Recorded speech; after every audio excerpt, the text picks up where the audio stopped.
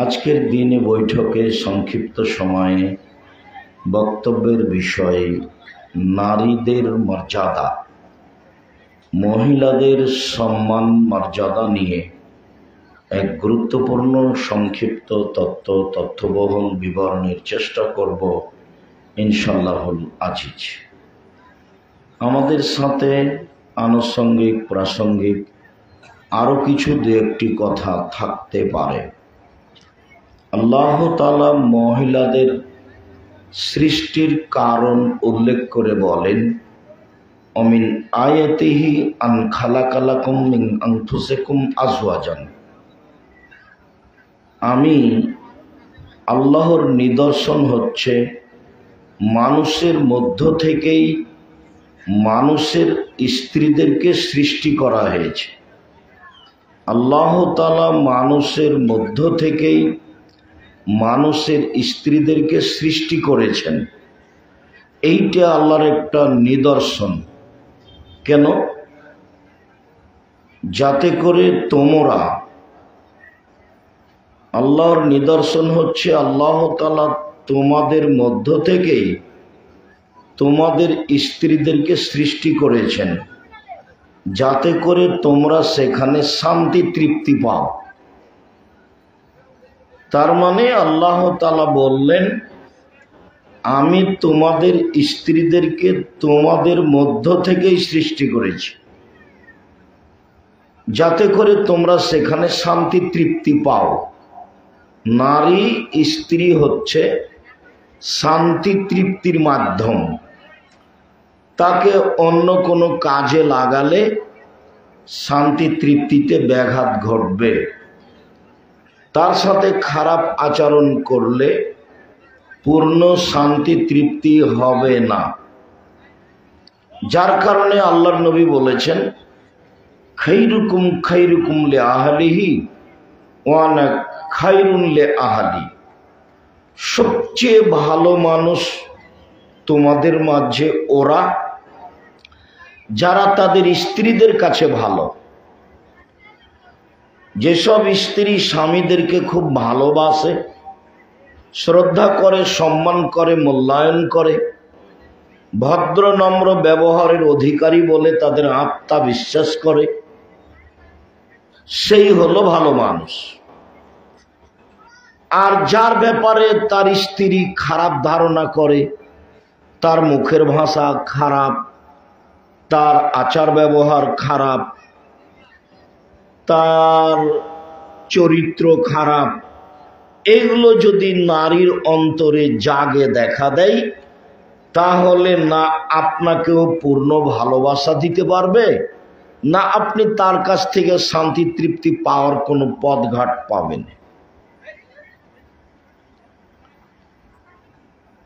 যার কারণে আল্লাহর নবীকে জিজ্ঞাসা করা হয়েছিল, হাকিম ইবনে মুআবিয়াল কোশাইরি তিনি বলেন যে আমি একদিন বললাম, আল্লাহর নবী, মা হাক্কু যাওজাতে আহাদিনা আলাইহি, আমাদের স্ত্রীরা আমাদের কাছে কি পায়, আমরা কি হক আদায় করব। এই ছেলে, তোমরা কি এখানে দায়িত্ব পালন করছো? যারা দাঁড়িয়ে আছো দায়িত্ব পালন করা ছাড়া কেউ দাঁড়িয়ে থাকা যাবে না। কালকে তো মানুষ ছিল, আমার মনে হয় যারাকে দেখতে পাচ্ছিলাম তারা ৬০-৭০ হাজার হতে পারে। তবুও তো আমি দেখলাম কন্ট্রোল হয়ে আছে, পরিবেশ সুন্দর। শেষের দিকে মানুষ ওই ভালোবাসা কি যে সালাম করাই ভালোবাসা। এখন হুড়াহুড়ি করে লাভ দিয়ে উঠে স্টেজ ভেঙে চুরে সব আগে সালাম দিতে হবে। তো এত মানুষ তো আর কুলানো যাবে না, কোনোটাই হয় না শেষে। তো ভালোবাসা থাকা ভালো, কিন্তু এইভাবে ভালো নেই। তা আমি বললাম যে তোমাদের সদাচরণ আলোচনা ছিল, তো এটা কি হলো? এভাবে হুড়াহুড়ি করে ভালোবাসা দেখাতে হবে? আপনারা যারা মসজিদে আছেন, বাইরে আছেন, কোন জায়গাতে আছেন, কাজে আছেন, দয়া করে কাজ ছেড়ে আসেন, আমি আপনার জন্য এসেছি। আপনি যদি অন্য কোথাও এখন থাকেন তাহলে আমি কষ্ট পাবো আর আপনাকে আমি মনে করব আপনি একটা বোকা মানুষ, আপনার বুদ্ধি আছে এটা আমি মনে করতে পারবো না। বিশ্বাস করেন আমি ধর্মের নামে জাতিকে ফাঁকি দিইনি কোনোদিন, আর ধর্মকে আমি আমার জন্য ব্যবহার করিনি কোনোদিন।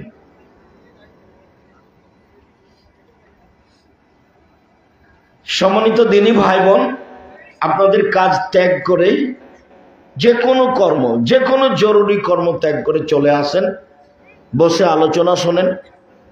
আমি আপনার কিছু না কিছু উপকার করবই করব ইনশাআল্লাহ। এতে আমি আপনার সাথে অদাবদ্ধ ইনশাআল্লাহ। আল্লাহর নবী আমাদের স্ত্রীরা আমাদের কাছে অধিকার হিসাবে কি পায়, তো আল্লাহ রাসূল বলছেন, শোনো, আন আত এমাহা এজা তায়ান্তা, যখন তুমি খাবে তখন খাওয়াবে, মানে প্রয়োজন মতো খেতে দিবা। এটা হলো 1 নাম্বার তোমার কাছে অধিকার রাখে। এ ভাষা মানুষে বলেও যে তার স্ত্রী তার ভাত খাবে না, এটা এভাবে আছে ছড়িয়ে, মানে সংসার করবে না। তাকসুয়াহা মাক্তাসাইতা, 2, যেসব কাপড় তুমি পছন্দ করো পরানো বা তার জন্য যেটা মানায় এই কাপড় তুমি পরাবে। তাহলে 1 নাম্বার হলো খাওয়া ব্যবস্থা দিতে হবে, ওকে খাওয়ার উপার্জন করা লাগবে না। ও যদি চাকরি করে, ব্যাংকে যায়, এখানে যায় সেখানে যায়, তাহলে ওটা কেটে গেছে, যেটা আল্লাহ দিয়েছেন, যে উদ্দেশ্যে আল্লাহ তাকে সৃষ্টি করেছেন সেটা থাকবে না, সেটা কেটে গেছে। সেটা হলো আপনাকে শান্তি তৃপ্তি দেওয়া। তখন সে নিজেই যদি টাকা ইনকাম করে তাহলে সে একবার বাপ মার কথা ভাববে, একবার ভাইদের কথা ভাববে, আবার ভাববে যদি আমাকে তালাক দিয়ে দেয় তাহলে আমার সব টাকা এখানে খরচ করে কি হবে, সংসার কতদিন চলবে কে বা জানে, নানান কথা, সন্তান হবে কি না, এই পয়সা উপার্জন হলে অনেক পথ মাথায় জাগবে, তখন এগুলো এলোমেলো হয়ে যাবে। তো তুমি খাওয়াবা উপার্জন করে, তুমি পড়াবা উপার্জন করে। 2, 3, ওলা তুকাব্বে, কটু কথা বলবো না। কটু কথা, তোমার মা ভালো আচরণ করেনি, তোমার বাপ টাকা দিতে চেয়ে দেয়নি, তোমার রংটা কালো, তোমার ঠোঁট মোটা, তোমাকে আমাকে ভালো লাগে না, এইসব কথা যাতেও কষ্ট পাবে তার নাম হলো কটু কথা। সত্যই যদি শান্তি তৃপ্তি টিকাতে চান তাহলে কটু কথা বলা হবে না, সব সময় আদর করতে হবে। আদর, ওরা এত আদরের, ওরা হচ্ছে বগড়া সোনাতলা হাটের আদরের মালসা, ওদের আদর করতে হয়, ওদের ভালোবাসতে হয়, ওদের ঘেরে রাখতে হয়, ওদের ঢেকে রাখতে হয়। ওরা দামি বস্তু, ওদের এখানে সেখানে যেতে দিতে হয় না। ওরা হচ্ছে আলমারা তো আওরা, মহিলা হচ্ছে ঢেকে রাখা বস্তু, ওকে ঢেকে রাখতে হয়। এরপরে তিনি বললেন, অলা তাজরিবিল ওয়াজহা, মুখের উপরে মারবা না। মারাও যদি লাগে, মারার বিষয়টি এসেছে, যখন আদর কাজ করবে না তখন মারার বিষয়টি আসতে পারে, কোরআনেও এসেছে, হাদিসও এসেছে। আদর কাজ না করলে এক পর্যায়ে সংসার সুন্দর করার জন্য এটা করতে হবে মর্মে আল্লাহও কিছু বলেছেন, আল্লাহর নবীও কিছু বলেছেন। 5 নম্বরে বলেছেন, ওয়ালা তাহজুর ইল্লা ফিল বাইতে, তোমাদের বাড়ি ছাড়া কোথাও যেতে দিবা না, কোথাও থাকতে দিবা না। মায়ের বাড়ি যেতে পাবে না, খালার বাড়ি যেতে পাবে না, বোনের বাড়ি যেতে পাবে না, আত্মীয় স্বজনের বাড়ি যেতে পাবে না, জরুরি প্রয়োজন ছাড়া বাড়ি ত্যাগ করতে পাবে না। হাট বাজার তো বহু দূরের কথা, হাট বাজার করে বেড়ায় ওদের বউ যারা কাপুরুষ, যাদের শরীরে আছে পুজ, রক্ত নেই, আত্মমর্যাদা বলে তার কোনো জিনিস নাই, তার বউ বাজারে যায় সারাদিন ধাক্কা খায়, তাকে একটু খারাপ লাগে না, তাকে একটু কেমন কেমন লাগে না, তার মানে তার আত্মমর্যাদা বলে যেটা জিনিস, যেটা খারাপ লাগা উচিত, সেটা তার ভিতরে নেই, ওটা কেটে গেছে। তখনও পশু প্রাণীর মতো বুঝেও বোঝে না ওরা, অন্তর আছে বুঝে না, দেখেও দেখে না ওরা, চক্ষু আছে দেখে না, শোনেও শোনে না ওরা, কান আছে শোনে না। উলাইকা কাল আনআম, তারা পশু প্রাণীর মতো, তারা গরু ছাগলের মতো, তারা কুকুর শ্রীগালের মতো, বালহুম আযাল, বরং তার চেয়ে খারাপ। আল্লাহ বলছেন মানুষকে। স্ত্রীর মান মর্যাদাও নিজেই বুঝে না। আল্লাহ তাআলা বলেন, নিসাউকুম হারসুল লাকুম ফাতু হারসাকুম আন্না শাইতুম। পৃথিবীর মানুষ, তোমাদের স্ত্রী তোমাদের ক্ষেত, তোমাদের জমি, যেহেতু ও শান্তি তৃপ্তির বস্তু, কাজে তোমরা তোমাদের স্ত্রীদের কাছে আসো তোমাদের ইচ্ছা মতো। সকালেই কি, বিকালেই কি, দুপুরেই কি, ভরা পেটেই কি, সফরের পূর্বেই কি, চন্দ্র সূর্যগ্রহণ লাগলেই কি আর না লাগলেই কি, ঋতুবতী ব্যতীত তোমরা তোমাদের স্ত্রীদের কাছে আসো তোমাদের ইচ্ছে মতো। আমি তাদেরকে তোমাদের শান্তি তৃপ্তির জন্য সৃষ্টি করেছি। এর দাম আছে, এসব কথার কে দাম দিবে? মানুষ তো পশু প্রাণীর মতো খাই থাকে। দিবে সেই কয়েকটা মাস্টার রেখেছে মেয়েকে পড়ানোর জন্য। বাপের অজান্তে কখন মেয়ের বিবাহ হয়ে গেছে বলে তারা ভাবছে, বাপ এটা ভাবছে। তো বাপ তো আর বুঝে না যে মেয়ে আল্লাহ কি জন্য দিয়েছেন। বাপের এটা জানাও নাই, বাপ ভাবেও না যে মেয়ে যে আল্লাহ সৃষ্টি করেছেন কেন, বা তার লাভই কি, তার লাভ লস কি। তো পরে যেটা বলতাম এখনই আপনাকে মধ্যে বলে রাখি। আনাস রাদিয়াল্লাহু তাআলা আনহু বলেন, রাসূল সাল্লাল্লাহু আলাইহি ওয়াসাল্লাম বলেছেন, মান আলা জারিয়াতাইনি হাত্তা তাবলুগা, কেউ যদি দুইটা মেয়ের লালন পালন করে, তাকে দিন ধর্ম বিদ্যা শিখিয়ে দেয়, শিষ্টাচার শিখিয়ে দেয়, বিবাহ শাদী দিয়ে দেয়,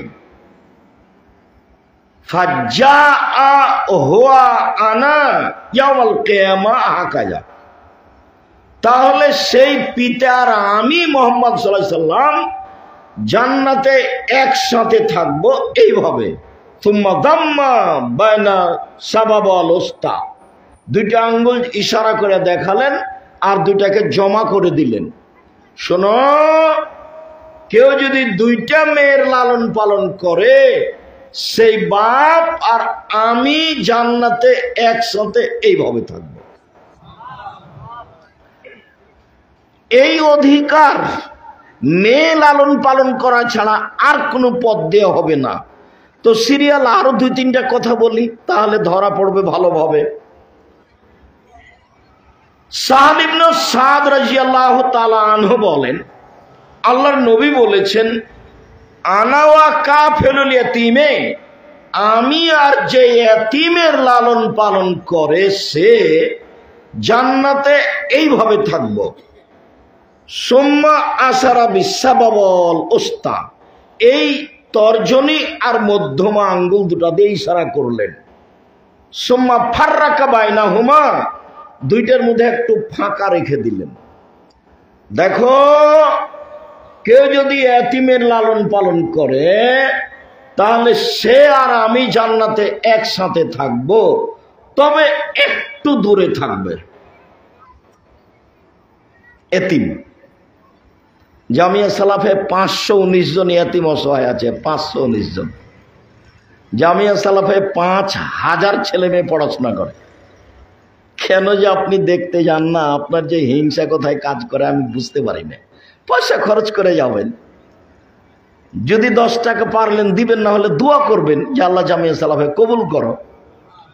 জামিয়া সালাফে আপনার বাড়ির পাশে, যেটা এখন প্রায় 70-80 প্রায় 100 বিঘা জমির উপরে অবস্থান করে, বিশাল প্রতিষ্ঠান, সঠিক আকীদার মানুষের নিজস্ব সম্পদ কাল কাল, যুগ যুগ, শতাব্দী শতাব্দী, কিয়ামত পর্যন্ত সঠিক আকীদার মানুষ ভোগ করবে এই জায়গা, এই প্রতিষ্ঠান। বিশাল প্রতিষ্ঠান, 22 বিঘা খালি মেয়েদের জন্য, 22 বিঘা, 33 শতক বিঘাই, চতুর্দিকে প্রাচীর দেওয়া আছে মেয়েদের। আর যেটা রাজশাহীতে আছে সেটা প্রায় 40 বিঘা জমির ওপরে। যেটা ওখানে মেয়েদের জন্য নির্ধারণ করা হয়েছে সেটা প্রায় 60 থেকে 70 বিঘা জমির ওপরে মেয়েদের জন্য। তাতে আছে 40 বিঘা পুকুর। দিনাজপুরে যেটা 20 বিঘার উপরে, 300 জন শিক্ষক শিক্ষিকা, দেশের বিদেশের। মদিনা বিশ্ববিদ্যালয় থেকে টিচার আসেন, শিক্ষকতা করেন, যান, আসেন, শিক্ষকতা করেন, যান, আসেন। তাদের খাওয়া খরচ, তাদের যাতায়াত খরচ। আর যারা ইন্ডিয়া থেকে আছেন ওদের বেতন লাগে, অনেক বেতন, বড় বড় বিদ্বান তারা, 32 লক্ষ টাকা মাসে বেতন লাগে। জামিয়া সালাফিয়া বৈদেশিক পয়সা দিয়ে চলে না। জামিয়া সালাফিয়া বিদেশি কোনো সংস্থা দিয়ে চলে না। জামিয়া সালাফিয়া কোনো বিত্তশালী দিয়ে চলে না। জামিয়া সালাফিয়া কোনো সরকারি অনুদান দিয়ে চলে না। জামিয়া সালাফিয়ার জন্য টাকা কোনো শিক্ষক চাইতে পারবে না। রসিদ বই বাইরে ব্যবহার হয় না। কোনো শিক্ষক জামিয়া সালাফিয়ার রসিদ নিয়ে বাইরে কেউ যেতে পাবে না। কেউ বলতে পারবে না যে জামিয়া সালাফি টাকা দেন, আমার কাছে রসিদ আছে। জামিয়া সালাফিয়ার জন্য একক, আমি শুধু ভিক্ষার কথা বলে থাকি আপনাকে, আমি 5,000, আপনি 2,000, কেউ 50,000, এ দিয়ে জামিয়া সালাফিয়া চলে। 100 বিঘা জমি ক্রয় হয়, বাড়িঘর নির্মাণ হয়। এখন যেই মসজিদের কাজ চলছে রূপগঞ্জ জামিয়া সালাফিয়া, রূপগঞ্জ, নারায়ণগঞ্জ, ঢাকায়, এর আমরা অনুমান করছি যে পাইলিং খরচ আছে প্রায় 6 কোটি টাকা। মেঝে ঢালাইতে হবে প্রায় 6 কোটি টাকা, কেননা 3 ভাগের 1 ভাগের মেঝে ঢালাইতে প্রায় 2 কোটি টাকা খরচ হচ্ছে। পাইলিং এ প্রায় 1.5-2 কোটি টাকা খরচ হয়েছে। এখন পর্যন্ত আমরা মেঝে ঢালাইয়ে আছি, বেজমেন্ট। 7 থেকে 10,000 মানুষ সালাত আদায় করতে পারবে। 200 শতক জমি এর জন্য বরাদ্দ করা হয়েছে। 200 শতক। মসজিদ উত্তর দক্ষিণ 300 ফুট আর পূর্ব পশ্চিম 200 ফুট। দেখতে যাবেন মাঝে মধ্যে ইনশাআল্লাহ। বলছিলাম যে মেয়ে লালন পালন করলো, তাহলে ও আর আল্লাহর নবী একসাথে থাকবেন। এতিম লালন পালন করলো, তো আল্লাহর নবীর সাথেই থাকবে, তবে একটু ফাঁকা।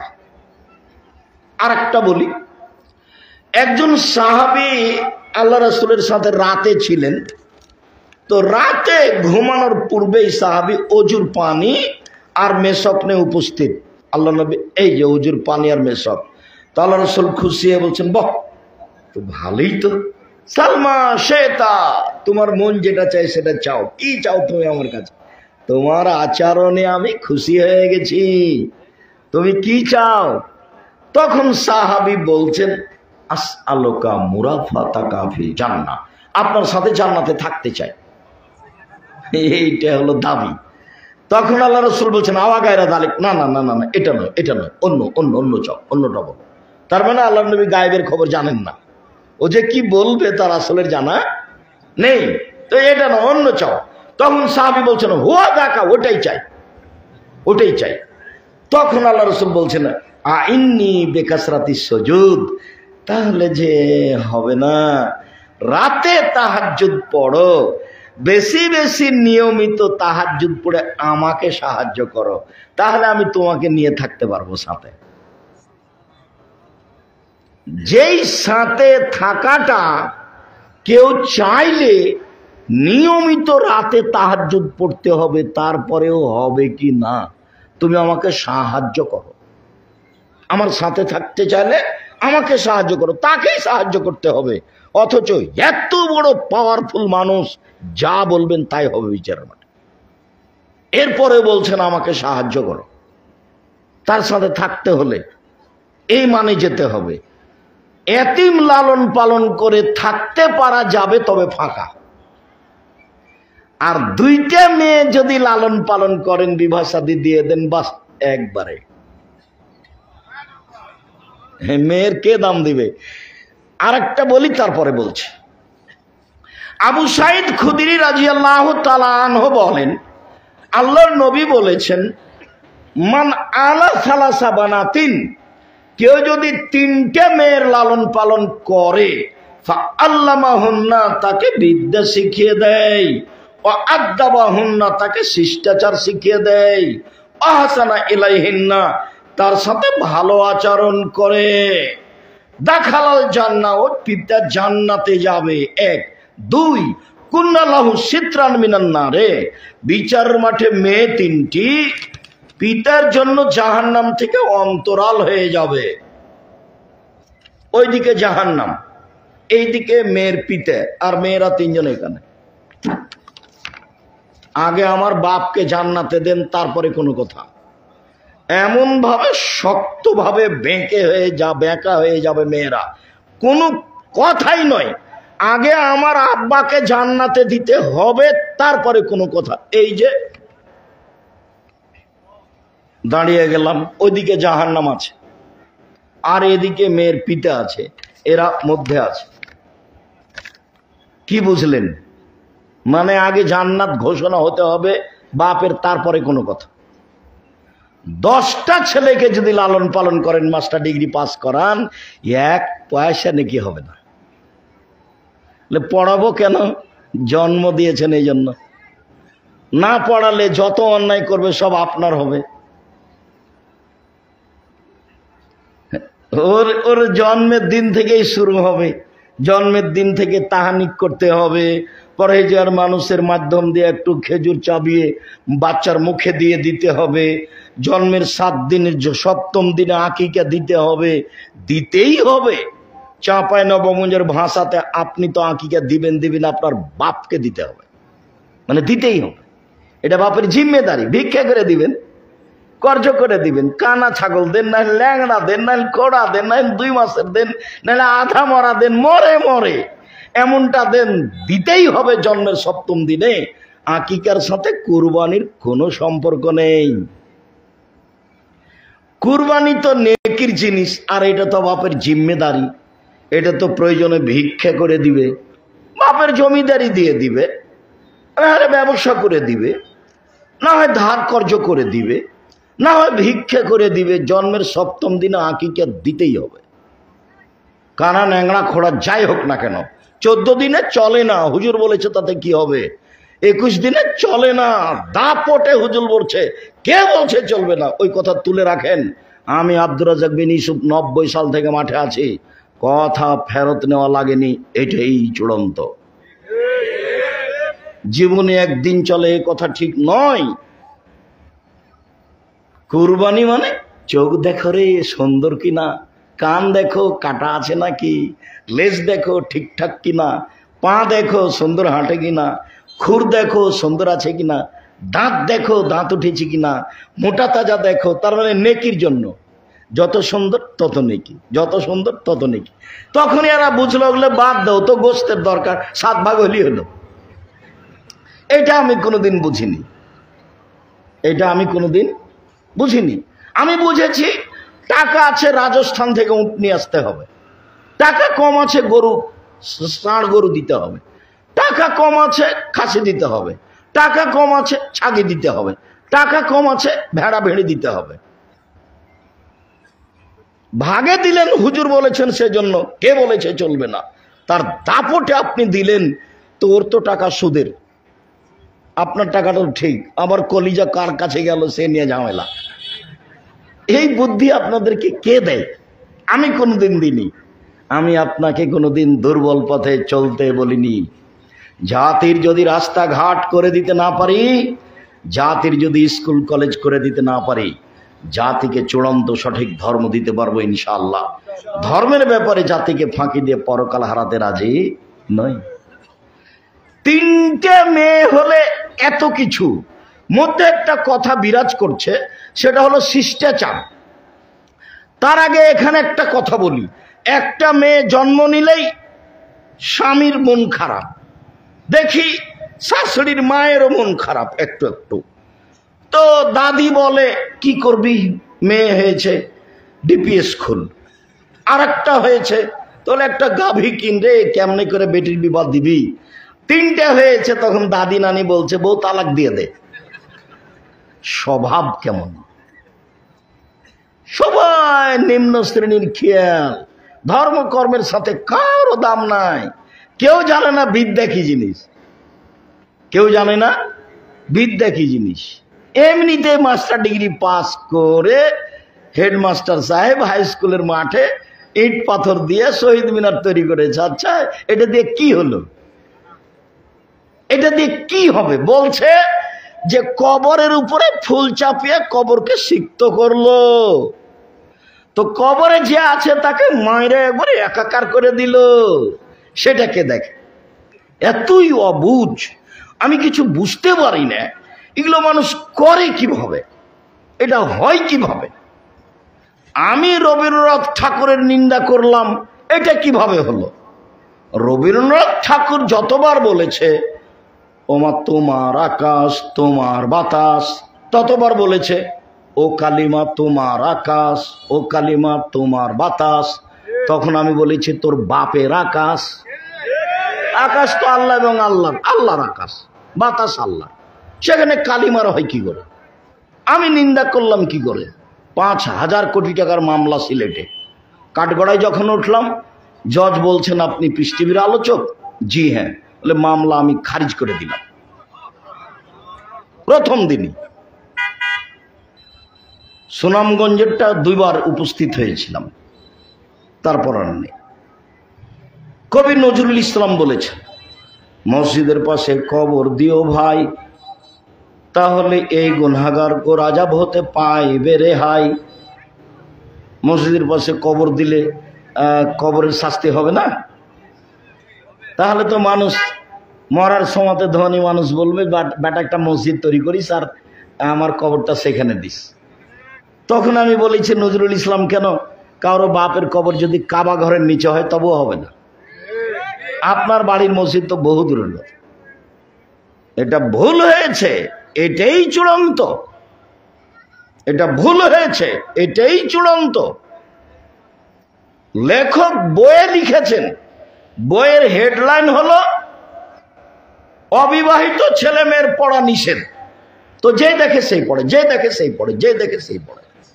তো আমি যখন পড়েছি তখন আমার বিবাহ হয়েছে, তো এখন লেখা আছে ভরা পেটে স্ত্রী মিলন হলে ছেলে ভ্যাংচা হয়, সফরের পূর্বে স্ত্রী মিলন হলে ছেলে টেরা হয়, চন্দ্র সূর্য গ্রহণের সময় স্ত্রী মিলন হলে ছেলে কানা হয়। একবারে পুরো আলোচনা মিথ্যা, কোরআনের সরাসরি বিপরীত। কোরআনে আল্লাহ বলছেন তোমাদের স্ত্রী তোমাদের ক্ষেত, তোমাদের স্ত্রী তোমাদের জমি, তোমরা তোমাদের জমিতে আসো তোমাদের ইচ্ছা মতো, ভরা পেটে কি, সফরের পূর্বেই কি, চন্দ্রগ্রহণ লাগলেই কি আর না লাগলেই কি, এই কথা আল্লাহ বলেন, আর লেখক বইয়ে এই কথা বলেন। লেখকের কথা দেখলেই খালি আমার পুঁথির গানের কথা মনে পড়ে। পুঁথির বই আমাদের এলাকাতে চাঁপাইনবাবগঞ্জে গরমের দিনে বাড়ির সামনে চত্বরে পড়া হতো পুঁথির বই। 6 মাসের রাস্তা মর্দ 6 দিনে গেল, ঘোড়ায় চড়িয়া মর্দ হাঁটিয়া চলিল।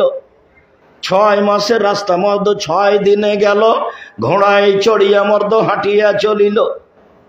পুঁথির কোন ফাতেমা কান্দিয়া কয় আজ বুঝি হুসাইন কারবালাতে শহীদ হয়। ফাতেমা কান্দিয়া কয় আজ বুঝি হুসাইন কারবালাতে শহীদ হয়। যেদিন হুসাইন রাদিয়াল্লাহু তাআলা আনহু ইরাকের মাটিতে কারবালার মাঠে শহীদ হন, তার 49 বছর আগে ফাতেমা মারা গেছে। উনি কি করে কেঁদে বলতে পারেন? এইটা যা হুজুরের বই কলম তাই, হুজুরের বক্তব্য তাই। এই আলোচনা আজকে নয়, এখানে এইটুকু থাকলো।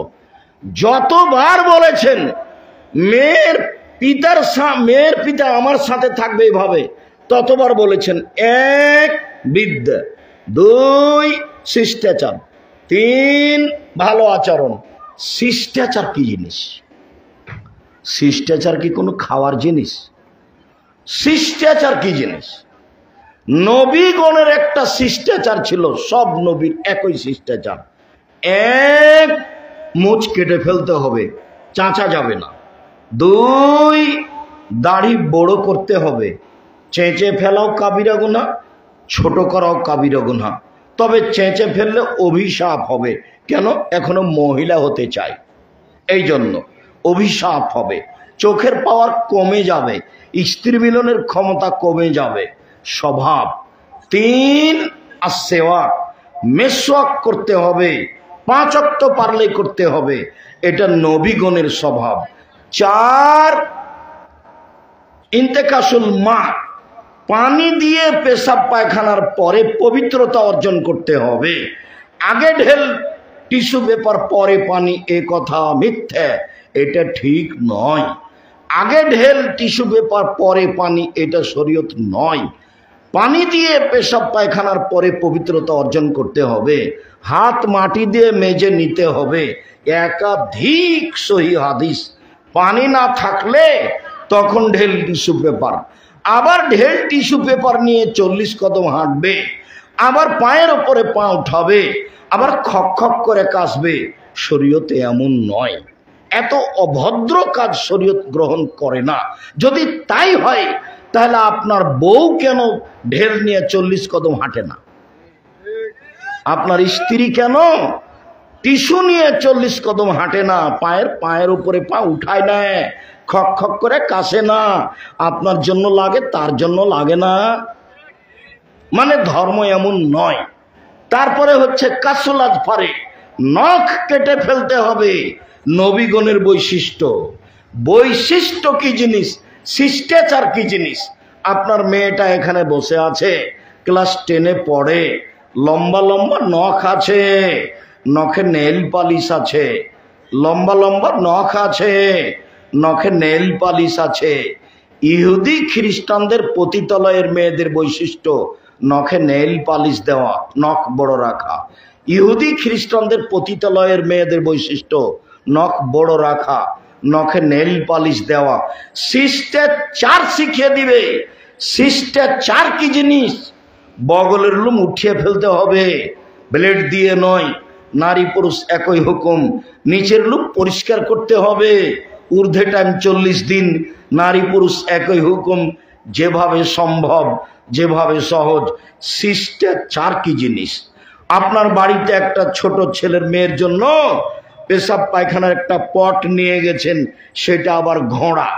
এটা আমাদের বাড়িতে 3 মিনিটও থাকতে পারে না, আপনার বাড়িতে মাস মাস বছর বছর আছে। শিষ্টাচার কি জিনিস? মেয়ের জন্য পুতুল কিনে নিয়ে এসেছেন শহর থেকে, আপনার বউ নিয়ে এসেছে। শিষ্টাচার কি জিনিস? আপনার স্ত্রী একটা বাজার থেকে নিয়ে এসেছে প্লেট, তাতে আছে চিংড়ি মাছ।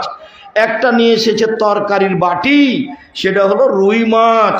একটা নিয়ে এসেছে আয়না, সেটা হলো কাতল মাছ। আর আপনি একটা জায়নামাজ নিয়ে এসেছেন, সেটা হলো কাবা ঘর, না হলে টকটকে ঝকঝকে ফুল। শিষ্টাচার কি জিনিস? শিষ্টাচার কি জিনিস? আপনার ছেলে একটা গেঞ্জি গায়ে দিয়ে আছে, পিছে আছে 10, দেখতে দেখতে আপনার সলাত নামাজ শেষ। আর না হলে একজন খেড়াওয়ালের ছবি আছে, আপনার ছেলে গায়ে দিয়ে আছে। শিষ্টাচার কি জিনিস? আপনার ছেলের মাথার চুল উপর দিকে বড় করা আছে, চতুর্দিকে চাঁচা আছে। শিষ্টাচার কি জিনিস? শিষ্টাচার কাকে বলে? আল্লাহ নবী বলছেন, মেয়েদের শিষ্টাচার শিখিয়ে দিল, মেয়ে সামনের চুল কেটে ছোট করলো। শিষ্টাচার কাকে বলে? পরচুলা দিয়ে বড় করে চুল দেখালো। শিষ্টাচার কাকে বলে?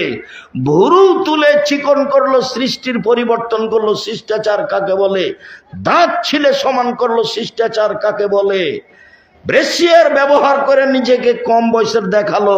শিষ্টাচার কাকে বলে? উঁচু স্যান্ডেল পরে নিজেকে লম্বা মেয়ে দেখালো। শিষ্টাচার কাকে বলে? শিষ্টাচার জামা পায়জামার সময় ডান হাত ঢোকাতে হবে, তার নাম শিষ্টাচার। পায়জামা প্যান্টের সময় ডান প্যান্টটা আগে ঢোকাতে হবে, তার নাম শিষ্টাচার। ডান পায়ের জুতা পরতে হবে, তার নাম শিষ্টাচার। বাম পায়েরটা খুলতে হবে, তার নাম শিষ্টাচার। মসজিদে আগে ডান পা দিতে হবে, তার নাম শিষ্টাচার। বের হওয়ার সময় বাম পা বের করতে হবে, তার নাম শিষ্টাচার। দোয়া পড়ে টয়লেটে যেতে হবে, তার নাম শিষ্টাচার। দোয়া পড়ে বের হতে হবে, তার নাম শিষ্টাচার। ডান কাতে দোয়া পড়ে শুইতে হবে গালে হাত দিয়ে, তার নাম শিষ্টাচার। পা উত্তর দিকে আছে না দক্ষিণ দিকে আছে না পশ্চিম দিকে আছে কোনো প্রয়োজন নাই। ডান হাতে গিলাস ধরে পানি খেতে হবে, তার নাম শিষ্টাচার। 3 শ্বাসে পানি পান করতে হবে, তার নাম শিষ্টাচার। শিষ্টাচার যে কি জিনিস, শিষ্টাচার এখন হলো ঘোড়ার ডিম। ঘোড়ার ডিমও দেখা যায় না, বাপও জানে না শিষ্টাচার কি জিনিস, মাও জানে না শিষ্টাচার কি জিনিস।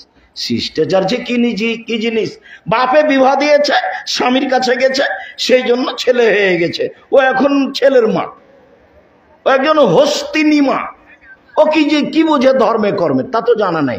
1 মিনিট, শিষ্টাচার। এই ছেলে, কোনো কাজ দেখাবে না, ডান দিকে কথা হচ্ছে, পাহারা দিবে একবারে পাহারাদারের মতো। 10 জন মানুষের পরিবেশ কন্ট্রোল করতে পারো না, পাহারা দাও, ওখান থেকে এখান থেকে সব দাঁড়িয়ে থাকো। কোন ছেলে কোন লোকজনের চলাচল করতে না পারে। আপনাকে আমি ভালোবাসি, এ কথাই ঠিক। আপনি কথা না শুনে গল্প করবেন, হাঁটবেন, এমন নোংরা চরিত্র আমি ঘৃণা করি, এ কথাও ঠিক।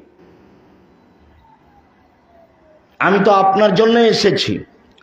জাবের রাদিয়াল্লাহু তাআলা আনহু বলেন, আমরা রাসূলের সাথে যুদ্ধ করে আসছিলাম, এখন মদিনায় ঢুকবো। তিনি বললেন, এই সব এখানে থাকো, সকালে বাড়িতে প্রবেশ করব। তো জাবের বলছেন, আল্লাহর নবী, আমি নতুন বিবাহ করেছি, আমাকে বাড়ি যেতে দেন। তখন আল্লাহ রাসূল বলছেন, বিকরামা সাইয়্যিবা, কুমারী মেয়ে বিবাহ করেছো? একটু গরম পানি দিতে বলেছিলাম। না, তালাক প্রাপ্তা মেয়ে বিবাহ করেছো? তো জাবের বলেন, আল্লাহ নবী, আমি তালাক প্রাপ্তা বেশি বয়সের মেয়ে বিবাহ করেছি। তো আল্লাহ রাসূল বলেন, হাল্লা বিকরাম তুলায় বোকা, তুমি কম বয়সের কুমারী মেয়ে কেন বিবাহ করলে না? তুমি তার সাথে খেলতে, ও তোমার সাথে খেলতো। তুমি কম বয়সের কুমারী মেয়ে কেন বিবাহ করলে না? তুমি তার সাথে খেলতে, ও তোমার সাথে খেলতো। আল্লাহর নবীর 13 জন স্ত্রীর মাত্র 1 জনই অবিবাহিতা, বাকি সবই বিবাহিত, 2 বার 3 বার। তার মধ্যে ওনার যেটা স্ত্রী সবচেয়ে দামি, তার 3 নম্বর স্বামী হচ্ছেন মুহাম্মদ সাল্লাল্লাহু আলাইহি সাল্লাম। আগে 2 জন পার হয়ে গেছে। তিনি কে? আমি তো বক্তব্য বিভিন্ন সময়ে বলেছি, আয়েশা রাদিয়াল্লাহু তাআলা সবচেয়ে দামি। বিবরণে বোঝা যায় যে খাদিজা রাদিয়াল্লাহু তাআলা পৃথিবীতে সবচেয়ে দামি মহিলা, হাওয়া থেকে নিয়ে কিয়ামত পর্যন্ত পৃথিবীর সবার চেয়ে দামি মহিলা খাদিজা। 1 মিনিট, বুখারী মুসলিমের হাদিস। আবু হুরায়রা রাদিয়াল্লাহু তাআলা আনহু বলেন, আতা জিবরাইল ইলান নবী সাল্লাল্লাহু আলাইহি সাল্লাম, জিবরাইল নবীর কাছে এসেছেন, এসে বলছেন, হাজিহি খাদিজা আতাতে লাইকা মাহা এনাউন ফি এদামাতম, এই যে খাদিজা আপনার কাছে আসছে, তার সাথে একটা বাটি আছে, তাতে আছে খাদ্য, তাতে আছে তরকারি। স্ত্রী স্বামীর জন্য আনছেন, খাদিজা আপনার জন্য আনছেন। খাদিজা, এই যে খাদিজা আপনার কাছে আসছেন, তার হাতে আছে একটা বাটি, তাতে আছে তরকারি, তাতে আছে খাদ্য। শোনেন, ফাইজা আতাত ইলাইকা, যখন আপনার কাছে চলে আসবে খাদিজা, তখন আপনি বলবেন, জিবরাইল বলছেন আমাদের নবীকে, জিবরাইল আমাদের নবীকে বলছেন, যখন খাদিজা আপনার পাশে চলে আসবে, তখন আপনি বলবেন, খাদিজা ইয়াকরা আলাইকা রাব্বুকা তাকরা আলাইকা সালাম মিন ওয়া আলাইকা সালাম মিন রাব্বিকা ওয়া মিন্নি। খাদিজা, তোমাকে আল্লাহ সালাম দিয়েছে। তো খাদিজাকে বলে দিবেন, আমার পক্ষ থেকে সালাম আর আল্লাহর পক্ষ থেকে সালাম। অবশ্যের হবে বাইতিন ফিল জান্নাহ, আর জান্নাতে একটা ঘরের কথা বলে দিবেন, হীরা মুক্তা মাণিক্য দিয়ে তৈরি, যেখানে কোনো হইচই নেই, যেখানে কোনো কষ্ট ক্লেশ নেই। শোনেন, এই যে খাদিজা আসছে, তাকে বলে দেন, খাদিজা তোমাকে আল্লাহ সালাম দিয়েছেন। খাদিজা তোমাকে জিবরাইল সালাম দিয়েছেন। খাদিজা তোমার জন্য জান্নাতে একটা ঘর তৈরি করা হয়েছে হীরা মুক্তা মাণিক্য দিয়ে, যেখানে কোনো হইচই নেই, যেখানে কোনো কষ্ট ক্লেশ নেই। মুহাম্মদ সাল্লাল্লাহু আলাইহি সাল্লাম আপনি খাদিজাকে বলে দেন। হাদিস বুখারী মুসলিম। আয়েশার কথা যখন এসেছে তখন আল্লাহ রাসূল বলছেন, আয়েশা হাজা জিবরাইল ইকরেকা সালামা, এই যে জিবরাইল তোমাকে সালাম দিল। খাদিজা এই যে জিবরাইল তোমাকে সালাম দিল। তখন খাদিজা বলছেন, ওয়া আলাইকা ওয়া আলাইহিস সালাম ওয়া রাহমাতুল্লাহ ওয়া তারা ওয়ালা নারা। জিবরাইলের উপরে সালাম, আপনার উপরে সালাম, জিবরাইলের উপরে রহমত। জিবরাইল তো সব কিছু দেখতে পান, আপনি দেখতে পান, আমরা তো কিছুই দেখতে পাই না, কোথায় জিবরাইল? আবার আল্লাহ রাসূল বলছেন, দেখো খাদিজার ব্যাপারে কিছু বলো না। একই বিছানে তিনজন থাকি, একই খাটে। এক জিবরাইল, দুই আয়েশা। আয়েশার ব্যাপারে তোমরা কিছু বলো না। একই খাটে একই চকিতে তিনজন থাকি একসাথে। এক জিবরাইল, দুই আয়েশা, তিন আমি, তিনজন এক বিছানে। তো জিবরাইলকে আমি দেখতে পাই না। আয়েশা কত দামি! আল্লাহ রাসূল বলছেন, কামলা মিনার রিজালে কাসীর ওয়ালাম ইয়াকমুল মিন নিসাইল্লা সালাসা। বহু পুরুষ বড় বড় জান্নাত পাবে, তবে নারীরা বড় জান্নাত পাবে না, মাত্র তিনজন। পুরুষেরা অনেক বড় বড় জান্নাত পাবে, তবে নারীরা বড় জান্নাত পাবে না, মাত্র তিনজন। এক ইমরাত ফেরাউন, ফেরাউনের স্ত্রী আসিয়া। দুই বিনত ইমরান, ইমরানের মেয়ে মারইয়াম। তিন ফাজলু আয়েশা আলা সাইরিন নিসায়ে কাফাজলিস সারিদা আলা সাইরি তমে। আয়েশার সম্মান সকল মহিলার উপরে, সারিদ খাদ্য যেমন সকল খাদ্যের উপরে। গোস্তের রুটি ভিজালে তাকে সারিদ খাদ্য বলে, এটা যেমন সব খাদ্যের উপরে দামি, আয়েশা তেমন সকল মহিলার উপরে দামি। এর পরেও কি আল্লাহ রাসূল কোনো সময় বললেন যে আয়েশা তোমাকে আল্লাহ সালাম দিয়েছেন? আল্লাহ কাকে সালাম দিয়েছেন? খাদিজাকে। যদিও সব সময় বলে থেকেছি যে সবচেয়ে দামি মহিলা আয়েশা রাদিয়াল্লাহু তাআলা আনহা। এরপরেও বিবরণে বোঝা যায় যে মানগত হিসাবে সবচেয়ে দামি কে? খাদিজা রাদিয়াল্লাহু তাআলা আনহা। তো কোথা থেকে কথা এসেছে ভুলে গেছেন মনে হয়, যে আল্লাহ নবী বলছেন, এই কুমারী মেয়ে বিবাহ করলে না কেন? কুমারী মেয়ে কেন বিবাহ করলে না? তুমি তার সাথে খেলতো, তোমার সাথে খেলতো। যেই নবী এই কথা বলেন তার 11 জন স্ত্রী, কয়জনের আগে বিবাহ হয়েছিল? 12 জনের। একজন শুধু অবিবাহিতা ছিলেন, কে? আয়েশা রাদিয়াল্লাহু তাআলা। এরপরে যিনি সবচেয়ে দামি, উনি আল্লাহ নবী তার কত নাম্বার স্বামী? 3 নাম্বার। উনি হলেন পৃথিবীতে সবচেয়ে দামি মহিলা। তার আগে কয়জন স্বামী পার হয়ে গেছে? 2 জন পার হয়ে গেছে।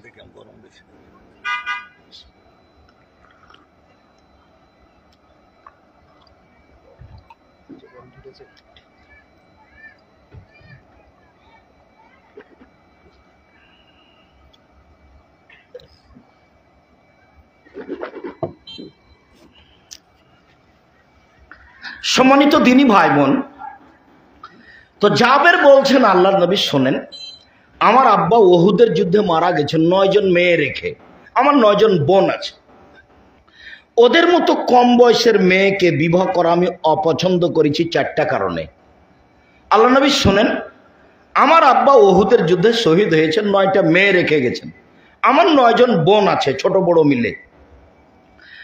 তাদের মতো কম বয়সের মেয়েকে বিবাহ করা আমি পছন্দ করিনি 4টা কারণে।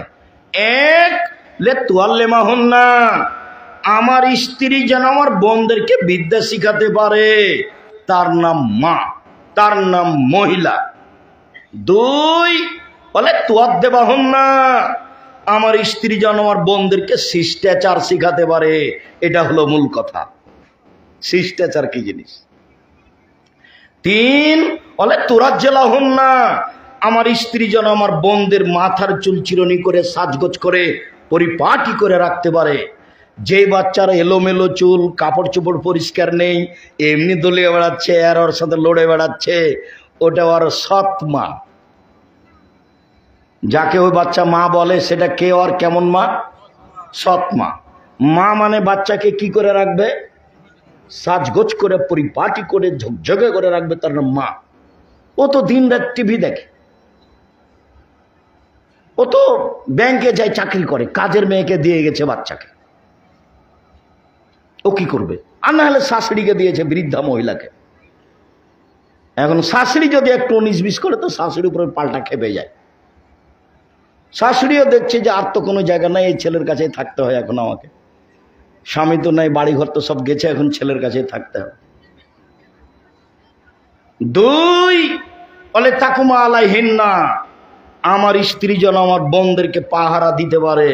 মা 1 বিদ্যা শিখাবে, মা 2 শিষ্টাচার শিখাবে, মা 3 বাচ্চাকে সাজগোজ করে পরিপাটি করে রাখবে, 4 মা বাচ্চাকে পাহারা দিবে।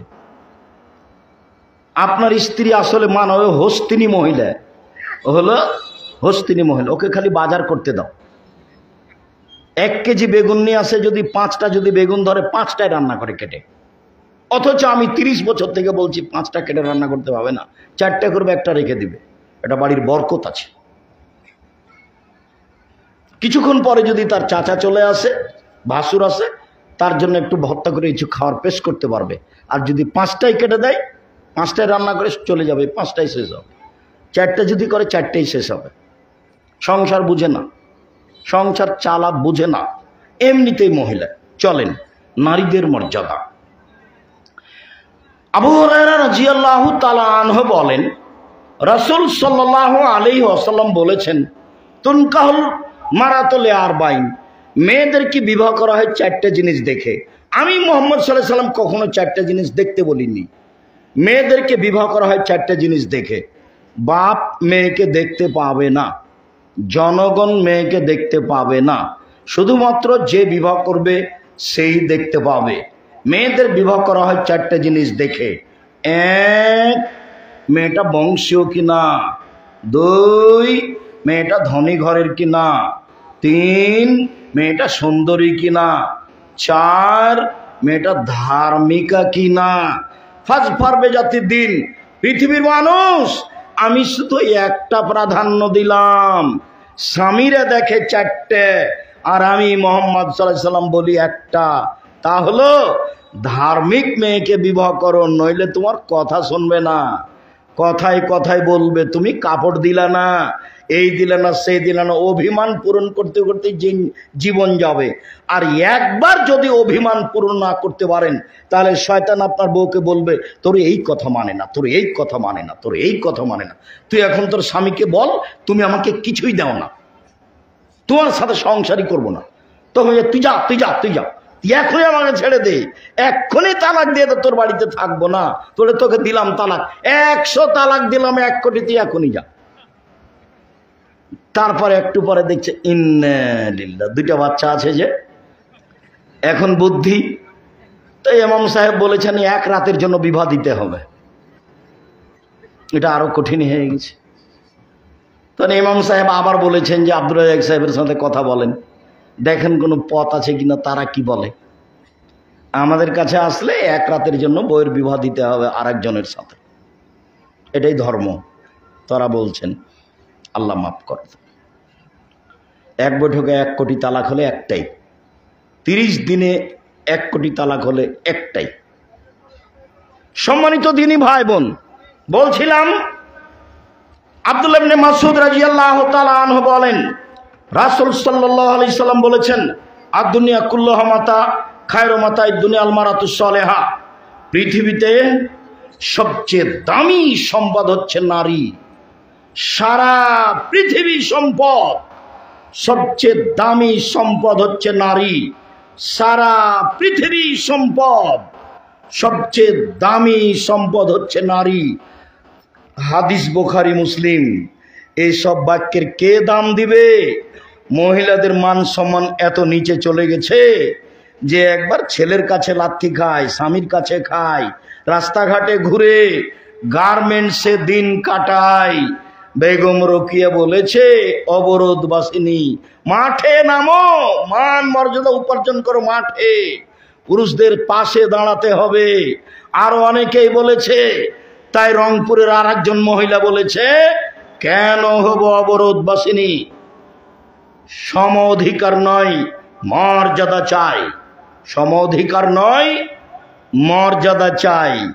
সব জায়গাতে অফিসে নারী পুরুষ একসাথে থাকবে, এর নাম সম অধিকার। মানে মানিজ্যত বিক্রি করে জেনার সাথে থেকে নাকি সম অধিকার।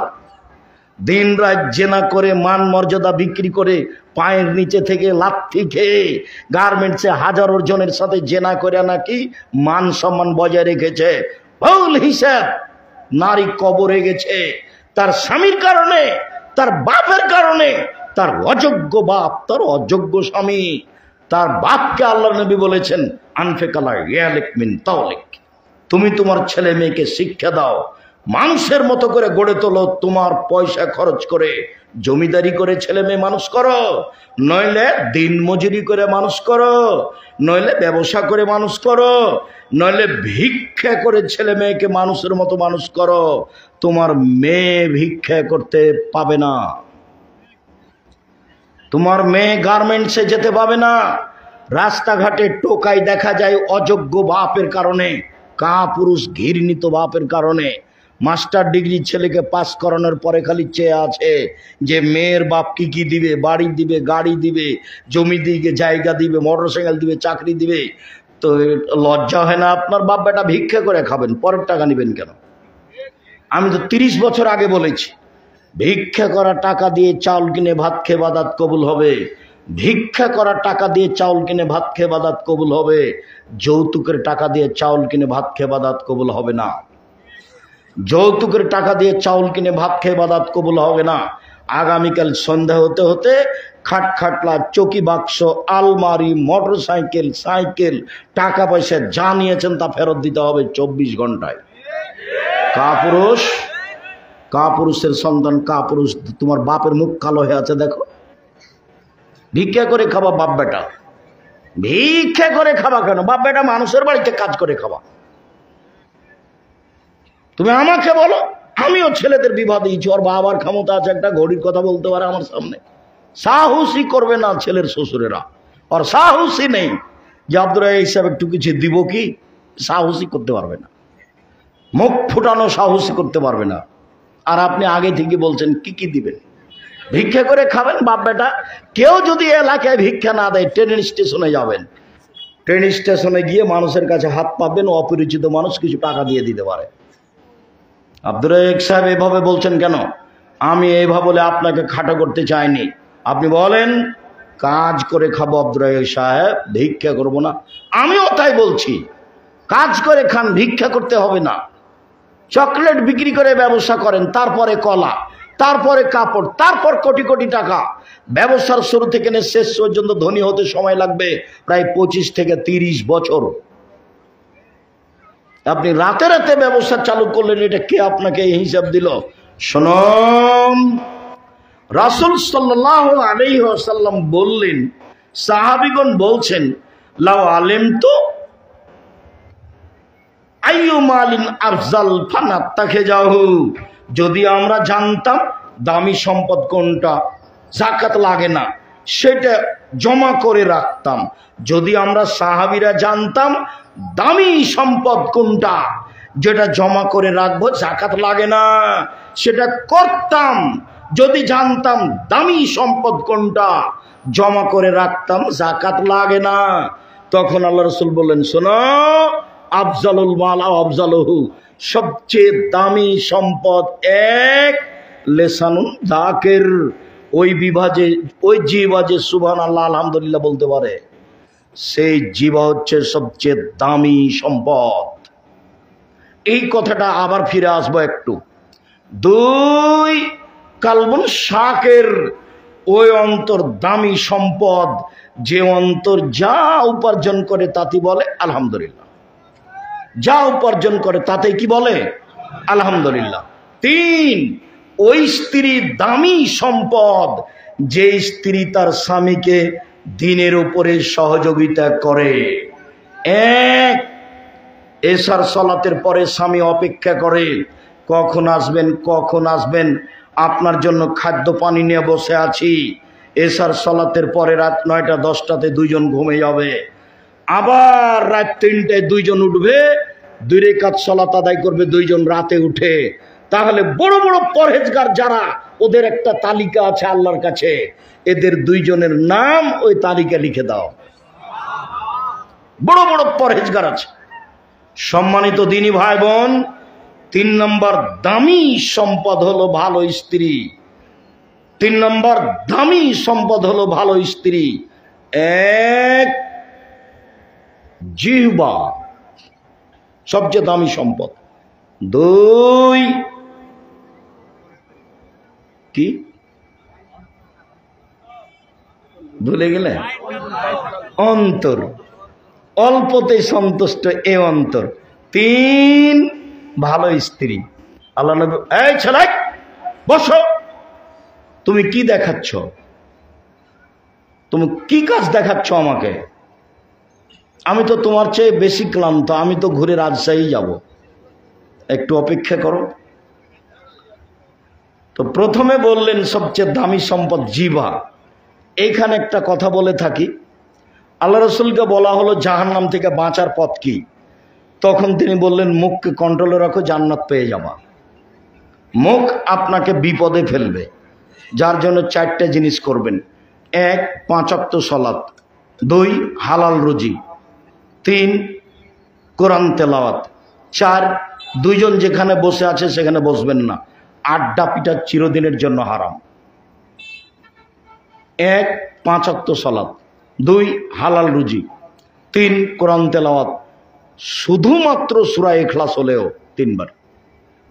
4, দুইজন যেখানে বসে আছে সেখানে বসবেন না, আড্ডা পিটা চিরদিনের জন্য হারাম। এশার সালাতের পরে গল্প করা ঘৃণিত কাজ। এশার সালাতের পরে কথা বলা ঘৃণিত কাজ, নোংরা কাজ, খারাপ কাজ। জরুরি প্রয়োজন ছাড়া এশার সালাতের পরে কোনো কথা হবে না। এশার সালাতের আগে ঘুমিয়ে যাওয়া ঘৃণিত কাজ, হাদিস বুখারী মুসলিম। এশার সালাতের পূর্বে ঘুমিয়ে যাওয়া ঘৃণিত কাজ। দামি সম্পদ স্ত্রী। রাসূল সাল্লাল্লাহু আলাইহি সাল্লাম বলছেন, শোনো, খায়রুন নিসা, সবচেয়ে দামি সম্পদ স্ত্রী আদেশ করলে, স্বামী আদেশ করলে মান্য করে। 2, স্বামী তার দিকে তাকালে হাসি মুখে কথা বলে। 3, স্বামী বাড়িতে না থাকলে নিজেকে হেফাজতে রাখে, কারোর সাথে মোবাইলে প্রেম প্রীতির গল্প করে না। সবচেয়ে দামি মহিলা। 1, স্বামী আদেশ করলে পালন করে। 2, স্বামীর সাথে কথা বললে হাসি মুখে বলে।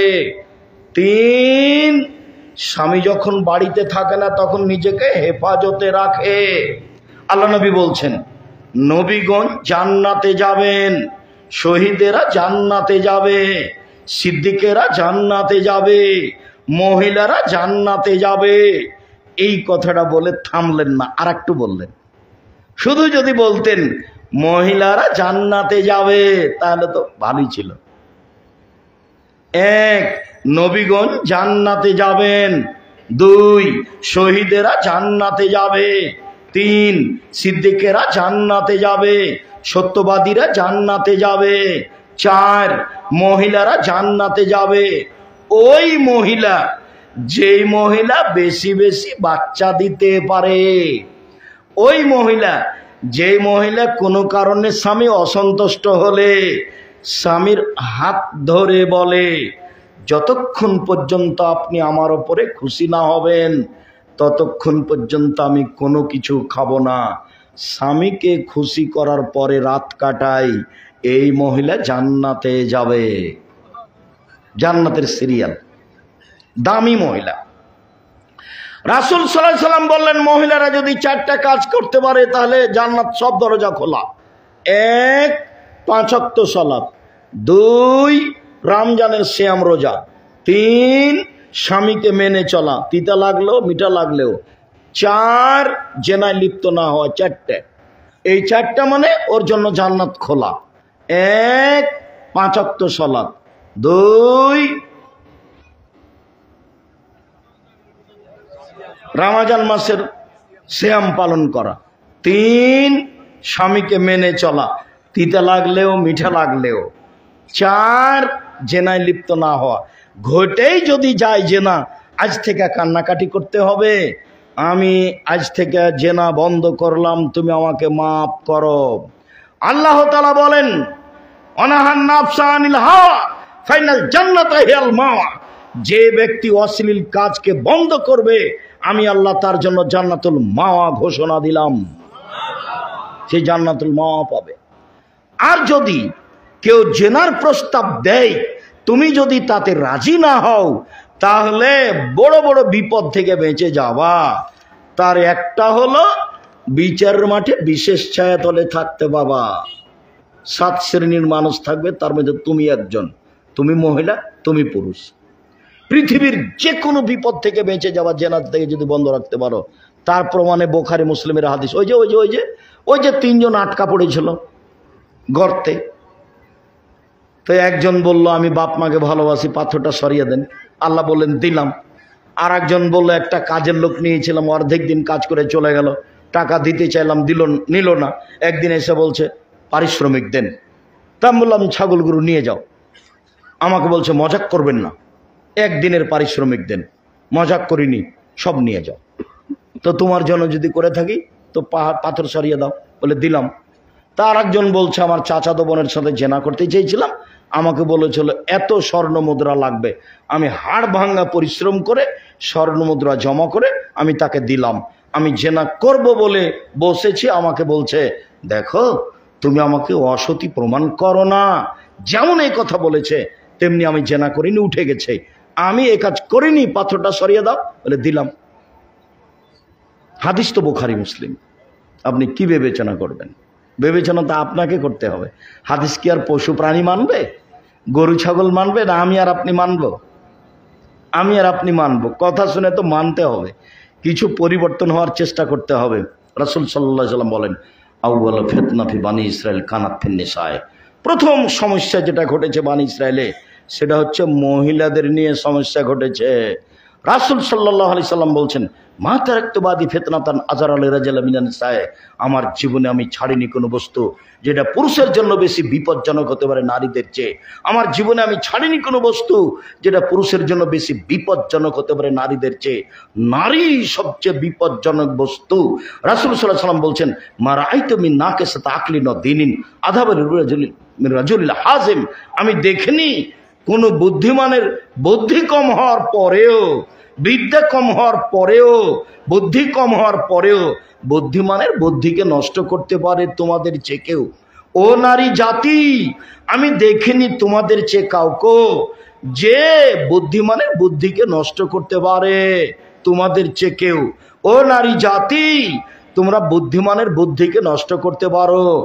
একটু হাসি মুখে কথা বললে মানুষের ঈমান বিক্রি হয়ে যায়, সে হচ্ছে তোমরা। রাসূল সাল্লাল্লাহু আলাইহি ওয়াসাল্লাম বলছেন, ইন্নাল মারাতা তুকবালু ফি সূরাতি শায়তান ওয়া তুদবারু ফি সূরাতি শায়তান। নিশ্চয় মহিলারা শয়তানের বেশ ধরে আসে, নিশ্চয় মহিলারা শয়তানের বেশ ধরে যায়, নিশ্চয় মহিলারা শয়তানের বেশ ধরে আসে, নিশ্চয় মহিলারা শয়তানের বেশ ধরে যায়। 2 শ্রেণীর মানুষ জাহান্নামে যাবে, আমি তাদের দেখিনি। 2 শ্রেণীর মানুষ জাহান্নামে যাবে, আমি তাদের দেখিনি। 1, নিসাউন, মহিলা, কাসিয়াতুন, কাপড় পরে থাকে, আর ইয়াতুন, উলঙ্গ, মমিলাতুন, পুরুষকে নিজের দিকে আকৃষ্ট করে, মায়লাতুন, তারা নিজেরা আকৃষ্ট হয়। এরা জান্নাতে যাবে না, এরা জান্নাতে তো যাবে না, যাবেই না। এরা জান্নাতের গন্ধ পাবে না, যে জান্নাতের গন্ধ 1 বছরের দূরত্ব পথ থেকে পাওয়া যায়। শুনুন, 3 শ্রেণীর মানুষ জান্নাতে যাবে না। 1, নিয়মিত বিড়ি তামাক জর্দা সিগারেট গুল খায় যে। 2 দায়ুস যে যার বাড়িতে বেহাইয়ে আছে সে তাহাজ্জুদ পড়লেও জান্নাত হবে না। 3 পুরুষের বেশধারী নারী যারা পুরুষের জুতা স্যান্ডেল পরে, যারা পুরুষের শার্ট প্যান্ট পরে, যারা পুরুষের পোশাক পরে তারা জান্নাতে যাবে না। আল্লাহ নবী আফসোস করে বললেন, পৃথিবীর মানুষ আমার বড় দুঃখ আফসোস, আমার উম্মত মিলে যাবে ইহুদি খ্রিস্টানের সাথে। ডান হাতের বিঘত যেমন বাম হাতের সমান। আমার উম্মত মিলে যাবে ইহুদি খ্রিস্টানদের সাথে আচার আচরণে, চাল চলনে, পোশাক আশাকে, খাতা কলমে, স্কুল কলেজে, রাস্তাঘাটে, বাড়িতে, জুতা স্যান্ডেলে, মাথার চুল ছাঁটাতে, পুতুল কিছুতি, সব কিছুতেই আমার উম্মত মিলে যাবে ইহুদি খ্রিস্টানের সাথে। ডান পায়ের জুতা যেমন বাম পায়ের সমান, সমান সমান সমান সমান মিলে যাবে। এইভাবে বলতে বলতে ভাষাগত নিচে নামতে লাগলেন। নিচে নামতে নামতে বলছেন, পৃথিবীর মানুষ শুনে রেখো, ইহুদি খ্রিস্টান যদি মায়ের সাথে জেনা করে থাকে আমার উম্মত মায়ের সাথেও জেনা করবে। বলেন আপনি আপনার মেয়েটার নখ বড় কেন? এটা কার মতো হলো? বলেন নখে নেইল পালিশ কেন? এটা কার মতো হলো? বলেন আপনার মেয়েটা, আপনার মাথায় টুপি আছে, আপনি ধনী মানুষ, প্রতি বছর হজ করছেন, উমরা করছেন, আপনার মেয়েটা স্কিন পায়জামা পরে আছে, সব কিছু দেখা যায়, আপনি আবার তাহাজ্জুদ পড়েন, হজ করেন, এই পোশাক আশাকে ইহুদি খ্রিস্টানের সাথে স্কুল কলেজ চলা ফিরা, রাস্তাঘাট, অফিস আদালত, খাতা কলম, সব কিছু কাদের সাথে মিশে যাবে? ইহুদি খ্রিস্টানদের সাথে। এই কথা তিনি আফসোস করে বলেছেন। সম্মানিত দিনী ভাই বোন, নারী দিয়ে সবকে পাগল করা হবে, ক্ষতি করা হবে, যার কারণে রাসূল সাল্লাল্লাহু আলাইহি সাল্লাম নারীদের মর্যাদা যেমন অনেক বেশি করে উল্লেখ করেছেন, তেমনি ভাবে তাদের ব্যাপারে পুরুষকে খুব সাবধান করেছেন। সাবধানে বেঁচে থাকার চেষ্টা করুন। আমি আপনাদেরকে নারীদেরকে যথাযথ মূল্যায়ন করার আন্তরিকভাবে অনুরোধ জানিয়ে, পরিবারের মালিক হিসেবে পরিবারকে শক্তভাবে কঠোরভাবে দমন করার আন্তরিকভাবে অনুরোধ জানিয়ে, দিনী বোন যারা 2-1 আছেন তাদেরকে পরিবারের উপরে শক্ত হওয়ার অনুরোধ জানিয়ে, স্বামীকে মেনে চলার অনুরোধ জানিয়ে, কখনো স্বামীকে উপেক্ষা চলবেন না। মাস মাস স্বামীর সাথে কথা বলেন না। আব্দুর রাজ্জাক সাহেব, আপনি তো জানেন না আমার স্বামীর মুখ কত খারাপ, ওর মুখখান দেখার ইচ্ছা করে না, ও আমাকে এতই অকথ্য ভাষায় গালি দেয়। আমি আপনার ভাই বলছি, এরপরে আপনি আর স্বামীকে আপনি মেনে নেন, এটাই ভালো হবে। যদি মানতে না পারেন, আগামীকালকে কাজীর কাছে গিয়ে খোলা তালাক করে নেন। কথা বন্ধ করে ঝুলন্ত থাকিয়েন না। 1 গ্লাস পানি দেওয়া লাগবে স্বামীকে। মেয়েকে বলছেন, খালেদা তোর বাপকে পানি দিয়াই। বৌমাকে বলছেন, খালেদা তোমার শ্বশুরকে পানি দিয়ে আস। কেউ যখন বাড়িতে নাই, নিরুপায় 1 গ্লাস পানি নিয়ে যাচ্ছেন, সামনে থ্যাক্কুস করে রেখে উঠে চলে যাচ্ছে।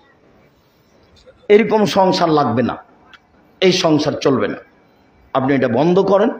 30 দিন পরে অন্য জায়গাতে বিবাহ বসেন, কোনো সমস্যা নেই। কাজীর কাছে খোলা তালাক করে নেন, না হলে গ্রামের লোকের কাছে খোলা তালাক করে নেন, আপনার স্বামীকে জানিয়ে দেন, 30 দিন পরে বিবাহ বসেন, কোনো সমস্যা নেই। এইভাবে সংসার করা হবে না। স্বামীকে মেনেই নিতে হবে, এই অভ্যাসে আপনাকে ফিরে আসতে হবে। শিষ্টাচার আপনাকে গ্রহণ করতে হবে মা হিসাবে, বাচ্চাকে আপনাকেই শেখাতে হবে। সম্মানিত দিনী ভাই বোন, বিষয়গুলি গুরুত্ব সহকারে দেখার জন্য আন্তরিকভাবে অনুরোধ জানিয়ে, জামিয়া সালাফিয়ার জন্য আন্তরিকভাবে দোয়া করার অনুরোধ জানিয়ে, এইটা একটা প্রতিষ্ঠান গড়া হয়েছে ভালো খেয়ালে ছেলেমেয়েরা যেন দিন ধর্ম শিখে, মর্মে এলাকাবাসী যেন এই প্রতিষ্ঠানকে মূল্যায়ন করে, সাহায্য সহযোগিতা করে। ছেলে দিয়ে মেয়ে দিয়ে অর্থ সম্পদ দিয়ে নিজস্ব প্রতিষ্ঠান যথাযথভাবে মূল্যায়ন করার চেষ্টা করবেন। আমরা যে কথা বললাম সেগুলি মেনে চলার চেষ্টা করুন। আল্লাহ আমাদের যারা মারা গেছে তুমি তাদের কবরের শাস্তি মাফ করো। আমরা যারা অসুস্থ তাদের আরোগ্য দান করো। আমরা যারা বেঁচে আছি তুমি তাদেরকে তোমার রাসূলের পদ্ধতি অনুযায়ী চলার তৌফিক দান করো। এ দেশে শান্তি দাও। যারা এ দেশে অশান্তি ঘটাচ্ছে তুমি তোমার ক্ষমতা দিয়ে তাদেরকে দমাও, যেভাবে তোমার পক্ষে সহজ সম্ভব হয় তাদেরকে দমিয়ে তুমি দেশে নিরাপত্তা শান্তি দাও। তোমার দরবারে জোরালো দাবি দাওয়া রেখে আজকের আলোচনা এখানে শেষ করছি। ও আব্দুল্লাহর বই পুস্তক আছে, আমাদের কিছু